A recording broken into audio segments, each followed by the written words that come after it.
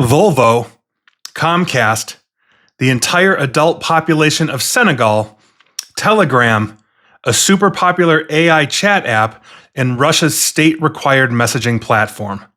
All of these are having a bad week, and it is Sunday, so we are doing Breaches of the Week. I'm Nick Espinoza, your chief security fanatic here, and let's dive in. Because this week in data breaches was absolutely insane. But as always, I want to start by thanking the people that sent me a lot of these tips, and that would be Leonard Kirk, Oliver Josh, JP Hanner, and Jacqueline Wolf. Thank you very much, and please keep sending these tips my way. And with that, no time to lose. Let's dive right in with Figure Technology. They're a blockchain-based lending firm, and they just got hit by a data breach after attackers manipulated an employee in what looks like a social engineering attack. The incident resulted in hackers obtaining a, quote, limited number of files, according to a spokesperson talking to TechCrunch. Now, the hacking collective Shiny Hunters, and if you've been listening to Breaches of the Week for quite some time, you know that name. They claim responsibility on their leak site, alleging that Figure had declined to pay ransom, and so naturally the group published the data, which was roughly 2.5 gigabytes, essentially that they say was taken from Figure's systems. The files include customers' full names, home addresses, dates of birth, and phone numbers. So if you are using Figure Technology for your blockchain needs, you might want to check in. Moving on, let's head on over to South Korea and give you an update on Coupang. That is the large retailer there. South Korean officials are now blaming that massive data leak last year at Coupang on management failure rather than a sophisticated cyber attack. Now, announcing the first findings of the government-led probe, the Science Ministry said this past Tuesday a former Coupang engineer who was aware of flaws in the authentication process broke into the system in April and essentially maintained persistence until November of last year. This same person had attempted to gain access in January, according to officials, and no doubt there will be prosecutions, so kids, crime doesn't pay. Moving on. I want to give you an update on Conduent because this has been a massive breach ongoing since 2025, and we have more disclosures for this week. This week, it's Volvo Group. Yes, the maker and owners of Volvo cars, and 17,000 of their employees are caught up in this. And also Blue Cross Blue Shield of Texas. 4 million Texans caught up in this, and now Texas Attorney General Ken Paxton is launching an investigation. More fallout for Conduent, and I will keep you up to date on that one because it's just going to get worse, I think.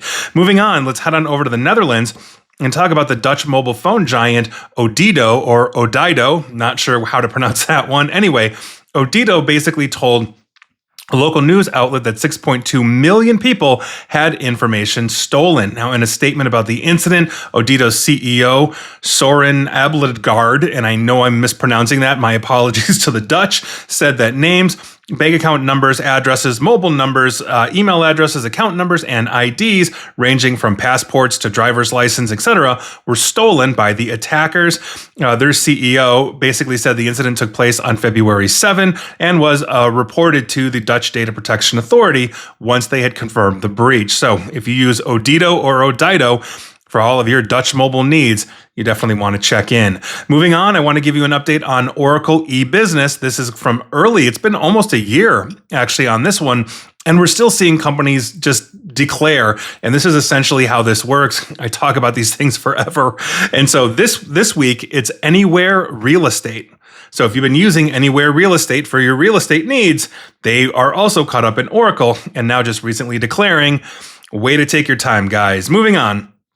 Kettering Health, and I'm wondering if that's part of Sloan Kettering or if Sloan Kettering are separate now. I don't know, but either way, Kettering Health, they had an investigation determined an unauthorized access to their network between April 9th through May 20th of last year. We're talking names, social security numbers, potentially one or more of the following may have also been present, which is financial account numbers, driver's license, medical and or treatment information, health insurance information, billing or claim information, passport number and or username, and associated password. So heads up to you if you have anything to do with Kettering or Sloan Kettering, possibly. Not sure. Either way, check in.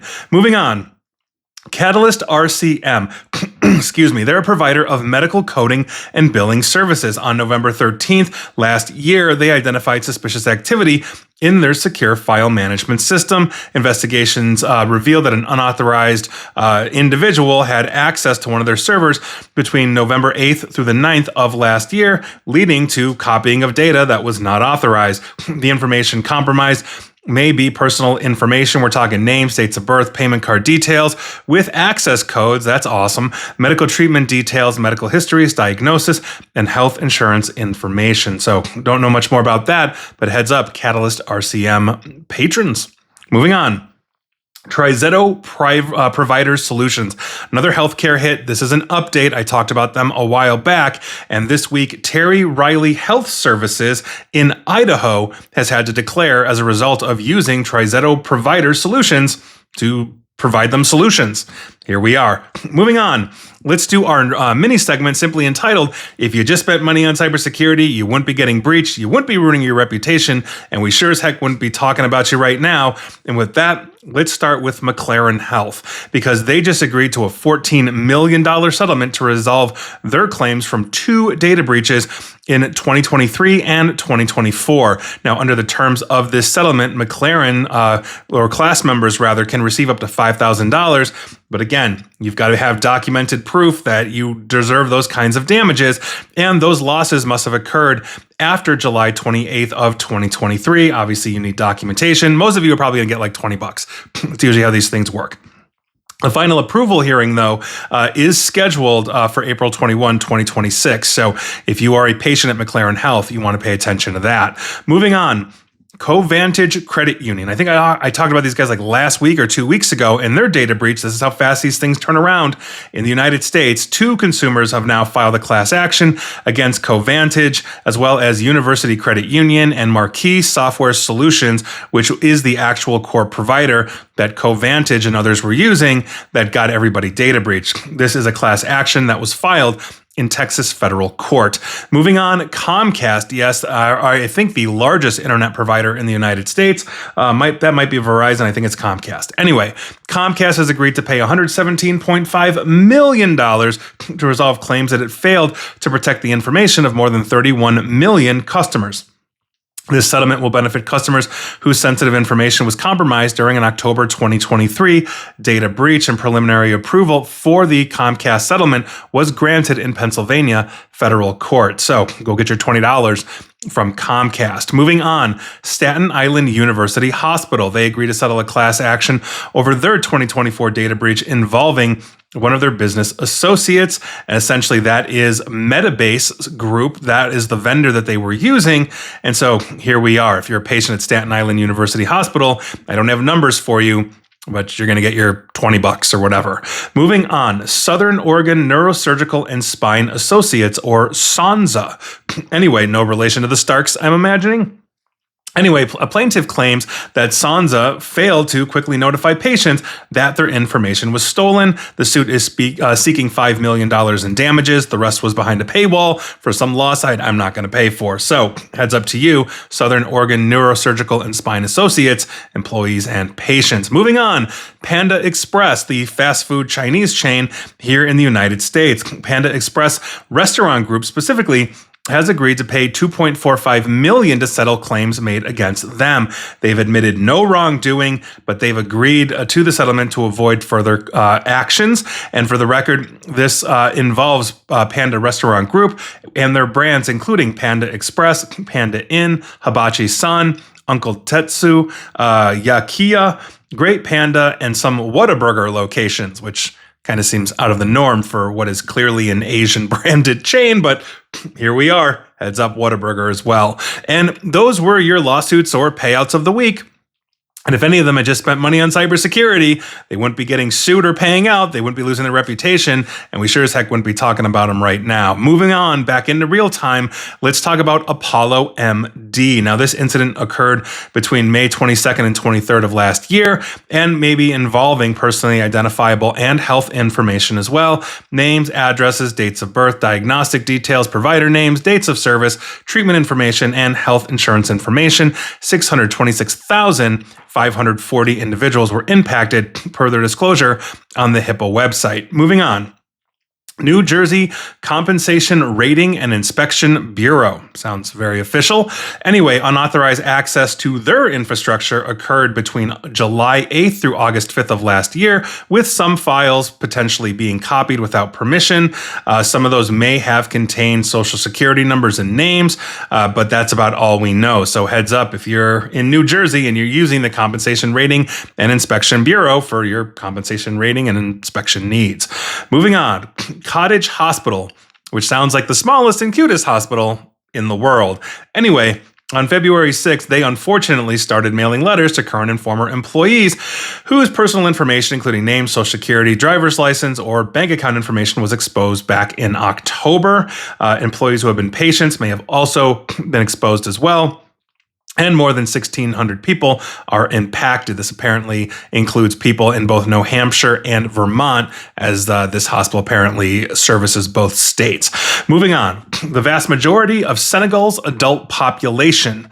That's right. We're heading to West Africa. On January 19th, a new ransomware outfit calling themselves the Green Blood Group breached two servers at Senegal's Directorate of File Automation, or DAF. This is a government agency that handles things like passports, national IDs, ID cards in general, and biometric data for the almost 20 million residents of Senegal. So that's obviously not good. It was announced on the dark web.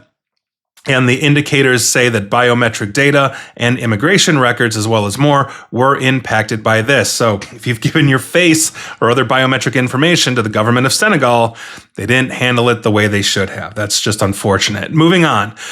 Counseling Center of Wayne and Holmes counties. In a letter submitted basically to the affected Maine consumers, dated February 9th of this year, the Counseling Center said that it was alerted to a suspicious activity on March 3rd of last year, and they experienced some disruption. I do not know what was taken or all that, other than they are now disclosing almost a year later. So heads up. Counseling Centers of Wayne and Holmes County, wherever you may be. Moving on, New Haven-based Precipio Inc. Now, this is a cancer diagnostics company. They recently reported to federal authorities that they had a breach in November that had possibly impacted more than 500 people, which is that HIPAA threshold. Rest is behind a paywall, but heads up to you. If you have cancer, one, I hope you beat it. I genuinely do. And two, if your providers are using Precipio for your diagnostics, you definitely want to check in, because it's bad enough to have cancer. It sucks to go through a data breach while going through that. And best of luck. I genuinely mean that. Moving on. Managed Care Advisors / Sedgwick Government Solutions. They reported security incident to federal agencies, including its management of the nationwide provider network for the World Trade Center Health Program. On December 4th, of 2025, they discovered that essentially their secure file transfer protocol, SFTP server, had been basically encrypted due to unauthorized access. In other words, ransomed out. An investigation into them basically revealed that this compromise occurred on November 16th of last year. Names, address, social security numbers, medical records, and completed World Trade Center Health Program forms are all part of this as well. I don't know if this has to do with the survivors of 9/11 or whatever, but that's the first thing I think of when I hear of World Trade Center. But either way, best of luck to you. Moving on.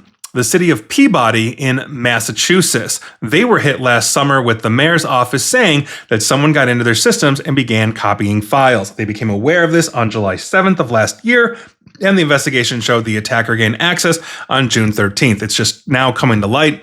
I have no more information than that, but best of luck, citizens of Peabody. Hopefully your government responds faster next time. Moving on. Let's head on over to France and talk about a company called Loxam. Now, they reported this past Wednesday on February 4th that customer data may have been stolen through one of their third-party software systems. Loxam has basically confirmed that the only division of their company that was hit is the one in France, and so the other global operations remain unimpacted by this. Best of luck for basically Loxam customers. It just sucks,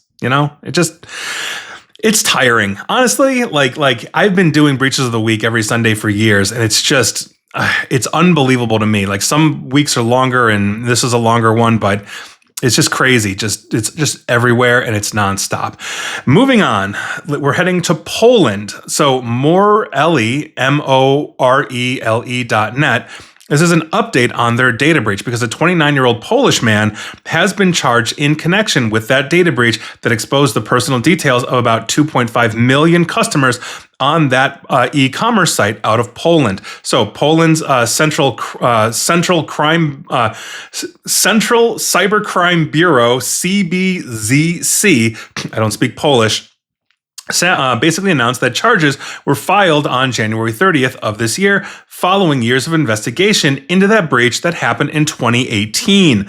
That basically is absolutely crazy. Now, Morele.net specializes in electronics, computer equipment, home appliances. They're kind of like Poland's Best Buy, Newegg, Amazon, etc. as I was doing my research with this. And obviously, this was a huge shock to the country of Poland. I mean, imagine Amazon getting breached and being torn down in the country of your choice because they're everywhere.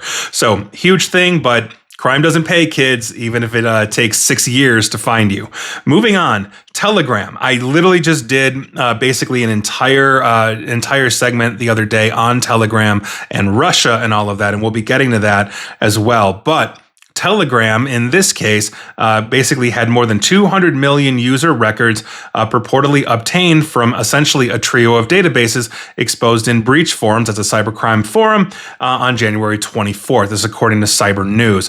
Now, that included 44 gigabytes of uncompressed data, and we're talking individual names, Telegram usernames, email addresses, and phone numbers. Again, according to Cyber News researchers, further examination of the exposed data showed 60 million Telegram records, including 16 billion credentials, according to the researchers, who are yet to conclude whether this information was from a new breach or a previous intrusion. So this oftentimes happens where data gets dumped and then rebundled and then dumped again, and it's not necessarily a new data breach. We don't know at this point is the point, but I'm going to keep on it. And as exhausting as breaches of the week can get sometimes, I'll keep you up to date on this as soon as we know anything else. Telegram obviously being a major encrypted platform around the world, competing with the likes of Signal, which I actually prefer over Telegram. But anyway, moving on. We've got 2 finalists for you, and we're going to head to Russia to dovetail with what I talked about in that segment the other day. And quite frankly, I think everybody should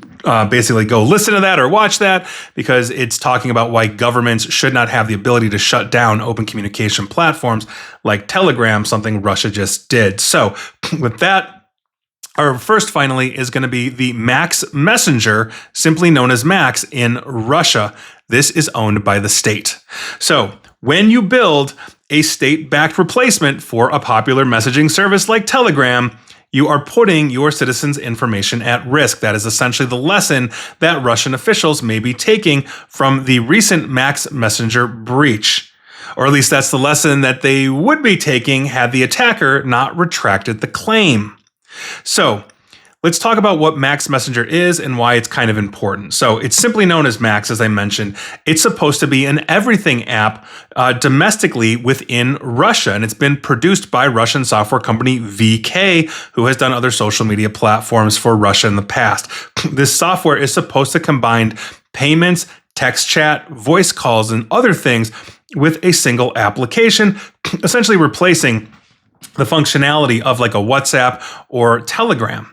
And for the record, WhatsApp and Telegram are basically blocked in Russia due to official concerns about their potential for fraud and terrorism. And that's always what authoritarians say. Full disclosure, I actually, when the Ukraine war was breaking out, you might have seen my interviews with Ukrainian members of parliament.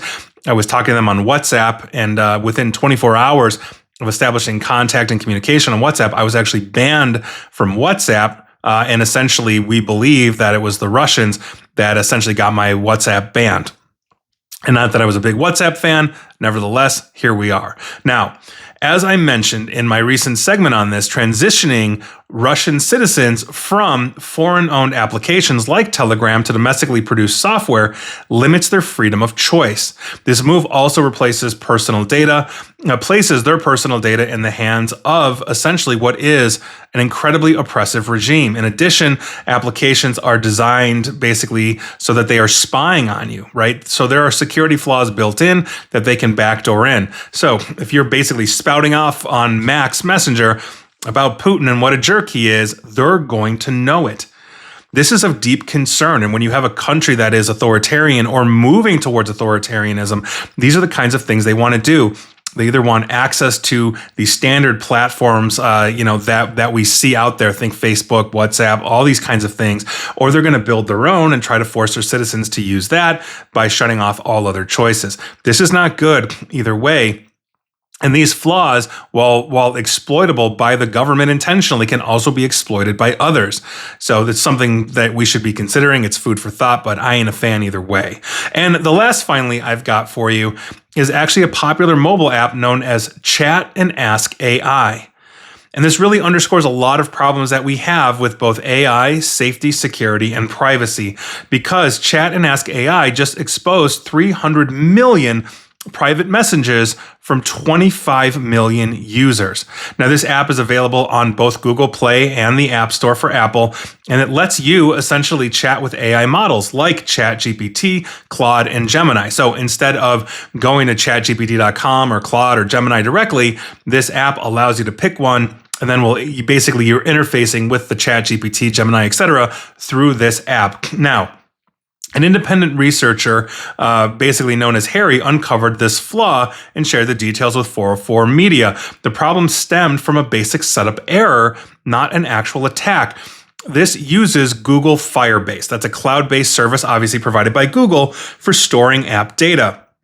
Firebase databases are by default set to secure, but developers have to set rules around them in order to actually control access. And so here in this case, those rules were left wide open, and that's essentially like leaving your front door unlocked, right? Or your windows open in that sense. Somebody walking by that says, oh yeah, let me try the door, and can walk right in. It's absolutely crazy. So anybody with a simple Firebase login could act as an authenticated user and read the entire back-end database. This is security 101. Like, this isn't even like, oh my God, it's some intricate like chained attack that, we exploited 4 different things to try and get in. No, anybody could just walk in if you had a Firebase account. It's absolutely nuts. So Harry, this researcher, was able to access chat histories for literally millions of users, and exposed data includes timestamps, user settings, the AI model that the user chose, custom chatbot names. And so sampling 60,000 of this 1 million basically messages, or 60,000 users and 1 million messages of the 25 million with 300 million messages hit, basically confirmed that at least half of the app's users are basically caught up in this. This is huge. No passwords or financial information, as far as the researchers could tell, were leaked, but the messages were deeply personal, which brings me to my other point, is on the privacy side. We are treating AI, or at least a lot of us are, as a trusted companion, a friend, something along those lines, and so we're telling it deeply personal things. And the leak log showed that these queries were incredibly personal, sometimes shocking. How to write suicide notes was found in here. Painless self-harm methods was found. This just indicates to me, overwhelmingly, statistically speaking, teenagers, right? Living in an isolated world, in social media and online, in a world that is not much less stable than the one I grew up in and possibly you grew up in, right? On top of it, recipes for methamphetamine, hacking tips, all of these kinds of things. And so this is a huge, huge issue, but it also highlights the risk of having these wrapper apps, essentially that will resell or connect you to the ChatGPTs or Geminis or Claudes of the world. Instead of going there directly, you're using a third party, and that extra layer can get you into trouble. They can also possibly read what you are inputting into ChatGPT, et cetera, and that's bad enough that OpenAI is essentially going to read everything you do, as is Google and all of the others and all of that. But now you're introducing another one into the mix. So do your due diligence. Please be careful. Also understand that as you are telling these things, deeply personal things, they're going to learn off of it, which means the humans are going to learn off of it that run the chat GPTs of the world as well. So understand nothing really is private unless you make it private, because they're not going to help you with that. And so those were your breaches of the week. Were you impacted? Let me know. And please like, share, follow me here on Facebook and Twitter at NickAESP. And please feel free to subscribe to me at YouTube as well. And as always, stay safe, stay online, and please, please, please, attempt to stay private, informed, and secure. Take care.